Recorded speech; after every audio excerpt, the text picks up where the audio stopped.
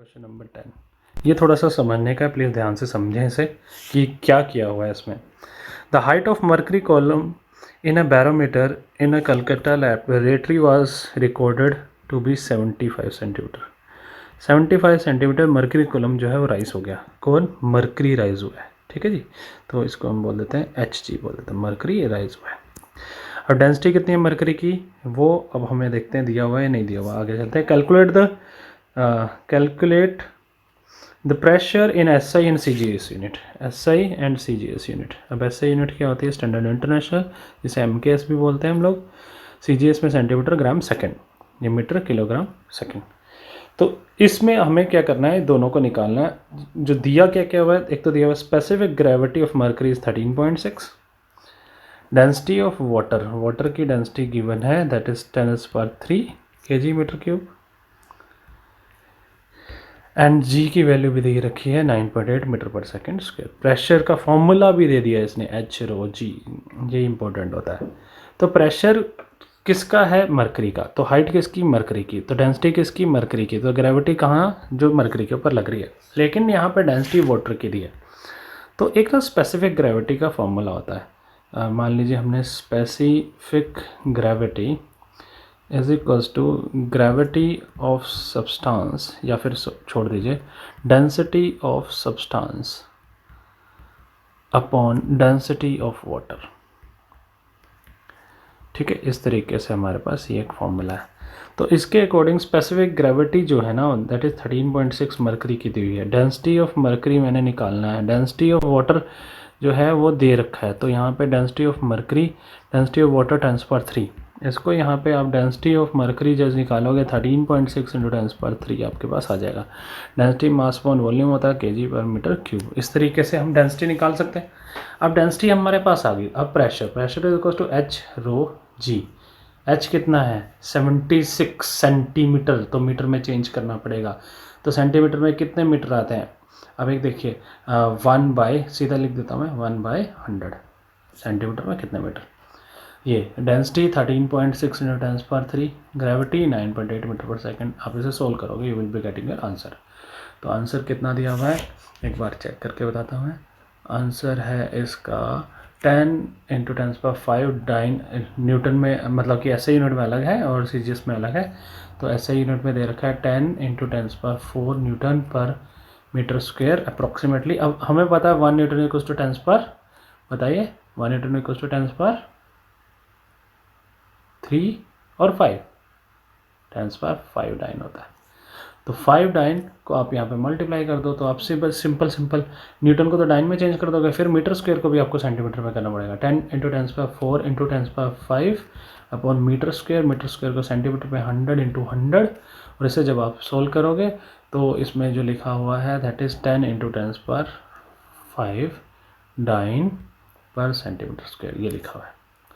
ठीक है जी, तो 10 इंटू 10⁻5, देखो 4 के साथ तो 4 पूरा कट ही गया है, तो 10 इंटू 10⁻5 ही आएगा। 10 इंटू 10⁻5 न्यूटन।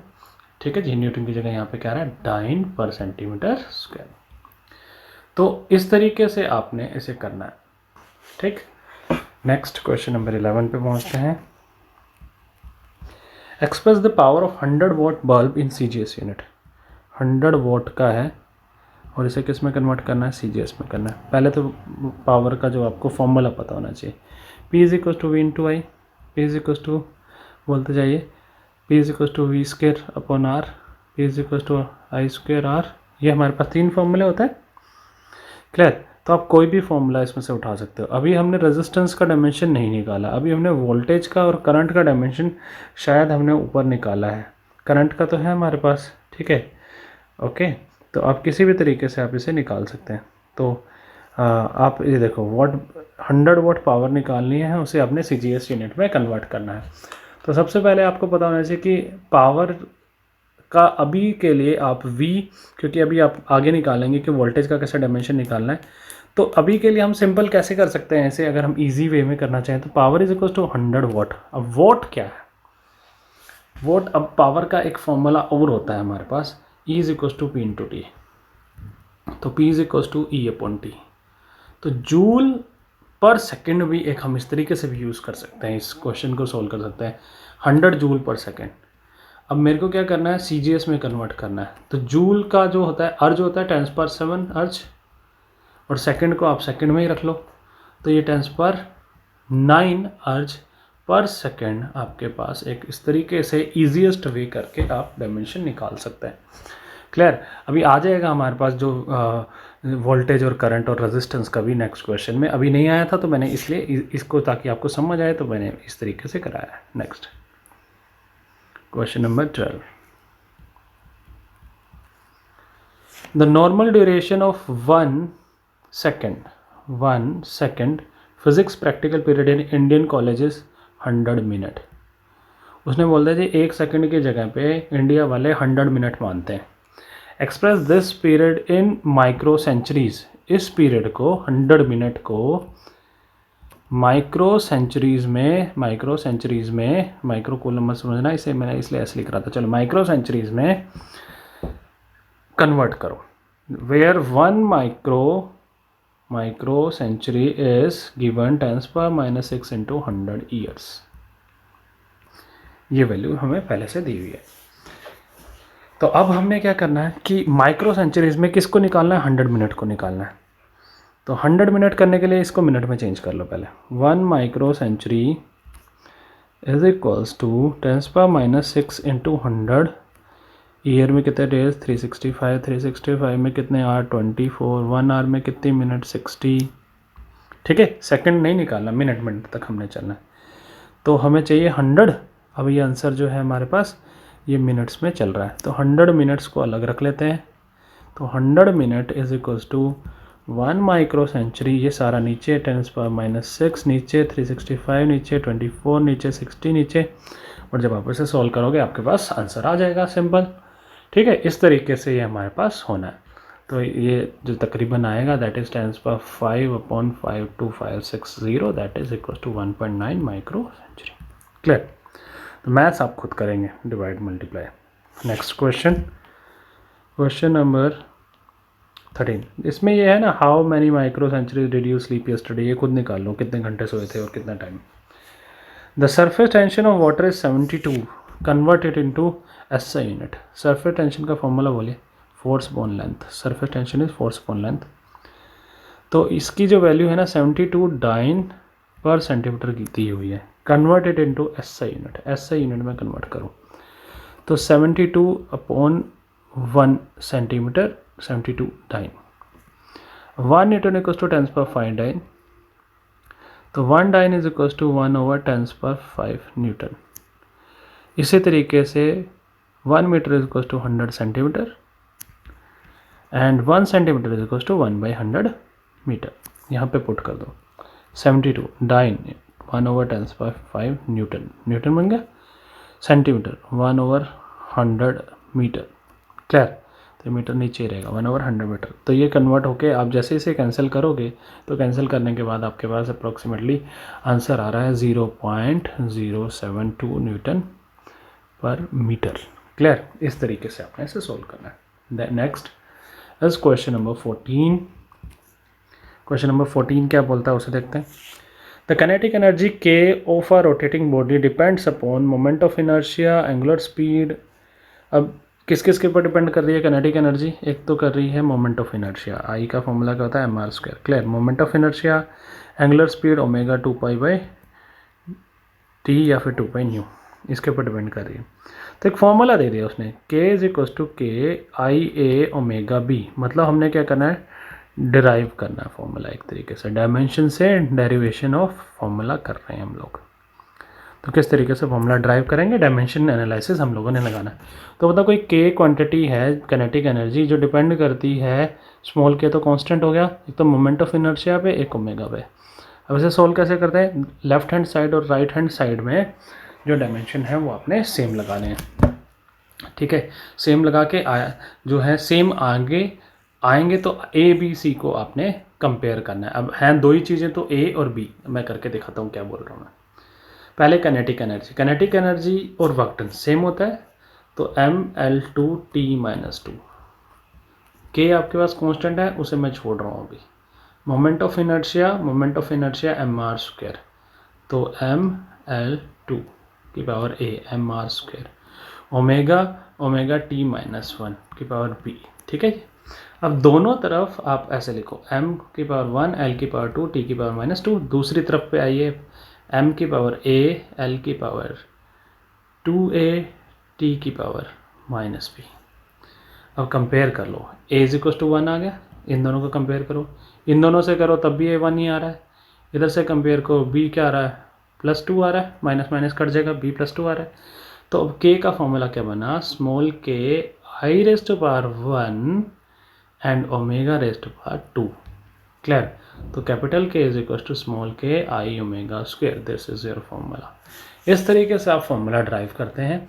अगर आपने 11th में किए हों तो आपके काफ़ी इजी लगेंगे, क्योंकि सिंपल से क्वेश्चन है, कोई ज़्यादा टफ नहीं है। तो अब आगे क्या पूछ रहा है वो हमने ये कर दिया है, देखते हैं अब आगे कुछ पूछ रहा है वो कि the dimensionless constant find A and B, the moment of inertia of sphere is 2.5 mr square. इसका कोई ज़रूरत ही नहीं पड़ी हमें, ठीक है। तो ये सिंपली आपके पास आंसर निकल जाता है, कोई दिक्कत नहीं है, आपके पास ये आंसर निकल रहा है। डन। तो अब आगे करते हैं question number 15। Theory of relativity reveals that the mass can be converted into energy. Clear. तो मास किस में कन्वर्ट हो सकती है, एनर्जी में। And the energy so obtained is proportional to the certain power of mass. Energy जो है एक तो मास के ऊपर डिपेंड करती है, एक स्पीड ऑफ लाइट के ऊपर डिपेंड करती है। Gas the relation. अब फिर वही है कि सिंपल सी बात है, मास और स्पीड के ऊपर उसने बोल दिया, कांस्टेंट को छोड़ देता है। Energy again, energy is equal to force into distance. तो फोर्स इंटू डिस्टेंस तो ml/t - 2 and mass m raise to power a। Speed या velocity is lt - 1 raise to power b। दोनों को अगर हम फिर से कंपेयर करें तो कांस्टेंट अगर मैं मान लूँ तो m a l b t - b। दोनों को देखिए तो a आपके पास आ रहा है, यहाँ से देखो आप, a आपके पास आ रहा है 1, तो a आपके पास 1 है, b आपके पास 2 है, -b इक्वल टू -2, मतलब b आपके पास 2 है। तो आप इसको फॉर्मूला को पुट करेंगे, is directly proportional to m c की पावर 2। तो आप देखो तो आपके पास यही फॉर्मूला होता है, E is equal to mc² होता है ना। तो ये इस तरीके से हमारे पास नेक्स्ट क्वेश्चन था, तो ये सिंपल सा था। नेक्स्ट क्वेश्चन नंबर 16 पे चलते हैं हम लोग। Question number 16। अब यहाँ पे आपके पास जो हम वी आई के बात कर रहे थे वो सारे के सारे निकल के आ जाएंगे। आई करंट है, आर रेजिस्टेंस है, वी पोटेंशियल डिफरेंस है, दे दिया। According to the Ohm's law product of 2 of this quantity equal to third. हमें पता ही है V is equal to I और आर की प्रोडक्ट होता है जो हमारे पास वो वी देता है।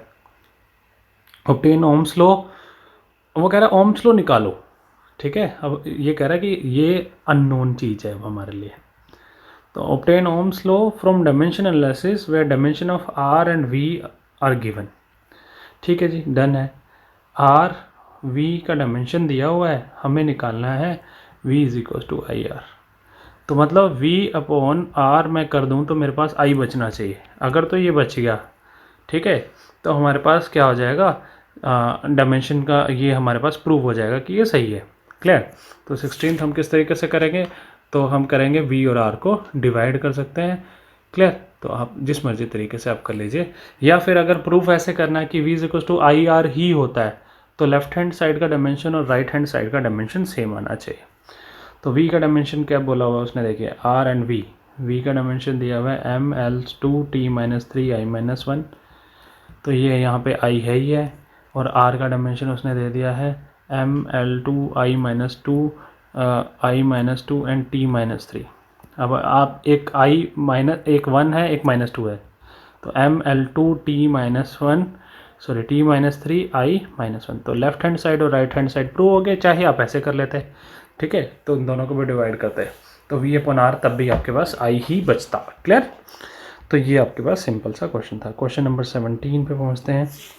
The frequency of vibration of string depends on the mass of the length, the tension force and the string, और स्ट्रिंग के टेंशन के ऊपर एंड मास पर एंड लेंथ के ऊपर। तो आप बताइए कि फ्रीक्वेंसी किसके ऊपर आएगी, मतलब फ्रीक्वेंसी का फॉर्मूला।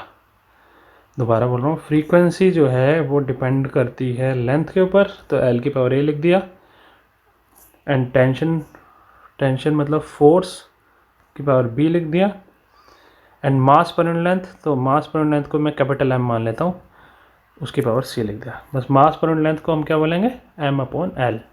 तो एम अपॉन एल, तो इसका डायमेंशन क्या आना चाहिए, तो के जी अपॉन मीटर बोल सकते हैं, तो एम एल माइनस 1 इसकी डायमेंशन ये आएगी। तो एल की डायमेंशन तो एल ही रहने वाली है। फोर्स की आ जाएगी हमारे पास एम एल टी माइनस 2, ठीक है, एल की एल है और एम अपॉन एल की ये हमने लिख दी। तो अब हमारे पास ये फॉर्मूला हमने ड्राइव करना है, ठीक है, डन है। फ्रीक्वेंसी डायरेक्टली प्रोपोर्शन किस किस के हम उसको लिख देते हैं। तो एल की पावर ए लिख दिया, एम एल टी माइनस 2 की पावर बी लिख दिया, एम एल माइनस 1 की पावर सी लिख दिया। क्लियर। तो आप इसको किस तरीके से कर सकते हैं, आगे आप इसे सॉल्व कीजिए। तो हम इसको डायमेंशन, अब हमारे पास इधर फ्रीक्वेंसी क्या होता है, m0 L0 t minus 1 directly proportional to, अब यहाँ पे रख देते हैं m की power b and c, b plus c, l की power a b and minus c, a plus b minus c, और t की पावर माइनस 2b। बस यही है हमारे पास, ठीक है, ये कुछ नहीं है यहाँ पे। तो उसके बाद अब देखिए, अब तो b a plus B zero है, a plus B minus C भी ज़ीरो है, माइनस 1 इक्वस टू माइनस 2 भी है, तो मतलब b इज इक्वस टू 1/2 आ रहा है। यहाँ पे पुट करो 1/2 plus a is equals to 0, तो a is equals to minus 1/2 आ रहा है। यहाँ पे पुट करो minus 1/2 plus 1/2 minus c is equals to 0, ये कट गया तो c इज इक्वस टू 0 आ रहा है। फॉर्मूले में पुट करते हैं, तो frequency is directly proportional to length की पावर माइनस 1/2, ठीक है जी, ए। ओके, देन सेकंड था हमारे पास फोर्स की पावर प्लस 1/2, ठीक है। देन जो मास था उसकी पावर 0, मतलब मास पर यूनिट लेंथ हमने गलत माना है, वो हमारे पास फॉर्मूले में आता ही नहीं, ठीक है। तो हमारे पास फ्रीक्वेंसी जो आ गई दैट इज √f/l। तो दिस इज आवर फॉर्मूला, ये हमारे पास फॉर्मूला बन के आया है, frequency is equal to √f/l। Clear. तो मतलब फोर्स अपॉन में लेंथ आपके पास आई है। क्लियर। कोई डाउट है तो आप कमेंट्स में पूछ सकते हैं, ठीक। Next question number 18। Question number 18 क्या बोलता है, डायमेंशन निकालो इन सब का। तो मैं ये आपके ऊपर छोड़ रहा हूँ, डायमेंशन आप खुद निकालेंगे इसका, ठीक है, डू बाय योरसेल्फ।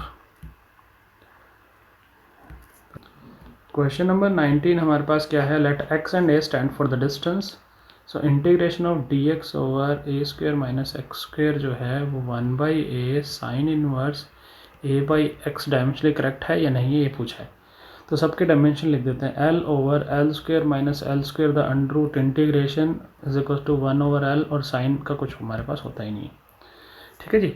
तो ये आ गया आपके पास l over l the integration और 1/l, ये आ गया आपके पास l रेस्ट पर 0 मीन्स 1, ठीक है। तो 1 कह लो या l मान लो, आप जैसे मर्जी मान लो। तो इंटीग्रेशन आप करोगे तो integration of 1 is equal to l, लेकिन दूसरी तरफ क्या आ रहा है, l रेस्ट पर माइनस 1, तो दोनों के दोनों सेम नहीं है, एक l आ रहा है, एक l रेस्ट पर माइनस 1 आ रहा है, तो इसीलिए डायमेंशनली करेक्ट नहीं है ये, तो नॉट करेक्ट। क्लियर। तो this is our first chapter SC Verma. We have completed all the numericals unsolved. Thanks for watching. Please like, share and subscribe to my channel. Thank you.